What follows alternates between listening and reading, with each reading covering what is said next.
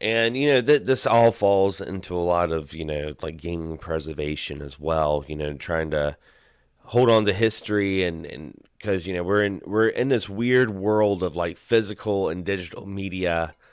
So much so that, one of the biggest bombshells that happened this week was the Nintendo Eshop for the Wii U and 3DS is going to be shutting down next year, next March 2023.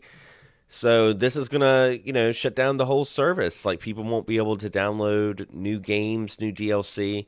I think you can still download your previous downloads, but as of like a new ecosystem, there's nothing going to be there. So that really sucks. I mean, yeah. I mean, at some point, it's like they all kind of run out. It's like maybe more things will move over, you know, Yeah. to newer systems to where like you can still get the stuff because it's just like at some point, like I said, like with that digital system, that's the one thing that's always going to be in the back of your head. It's like, Yeah. when's this going to stop? It's like, can I still play this? Can I still get this? Where will That's this be available? Yeah, that's what goes through my mind with like the Series S and the digital PS5. Like they're cheaper, and for the now, it would be a great investment for me, like economy wise, like because it'd be cheap, and I'm like I can enjoy modern gaming. But for the now, it sounds good, but for the later, it's like what's it going to be? 6 years from now.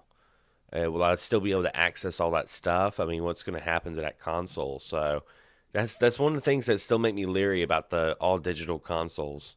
Yeah, because like if a game say requires like online to play it, will that functionality still be there? Whereas like we can still go back and play like our old PS2s. At least usually if you have that disc, I mean you always know like if it has online capabilities like that might not be there, but at least you can play the game. But sometimes Yeah, like with digital, it's like can I still play that game? And I like to think as time goes on, then maybe everything like will ease up and like things will be a bit more like assured of the future of things like this, just because it becomes more common. hmm They'll work more things out to where you won't just get like stuck with like a brick system or something with nothing you can play. exactly. I mean, I don't know. Maybe later on, by the time those consoles are obsolete, there'll be like a huge homebrewed community that's just like spawning all this crazy stuff on dated digital only hardware. Yeah, we Like this always weird have that. dystopian concept.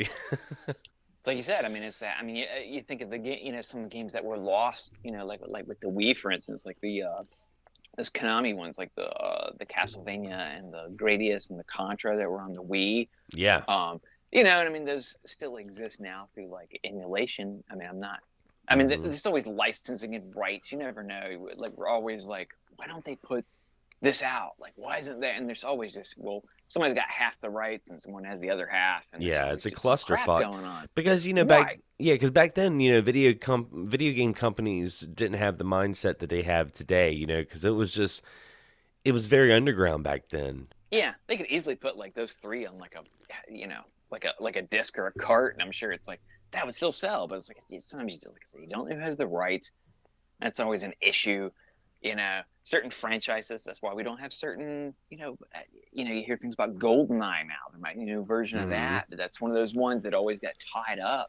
Anything related to a movie, a franchise, anything like that. It's like you never know what'll happen to it, and if you'll ever be able to play it again because it is tied up. I mean, I hmm think of like the Wolverine, with the Wolverine Origins game, man. I remember playing that like that.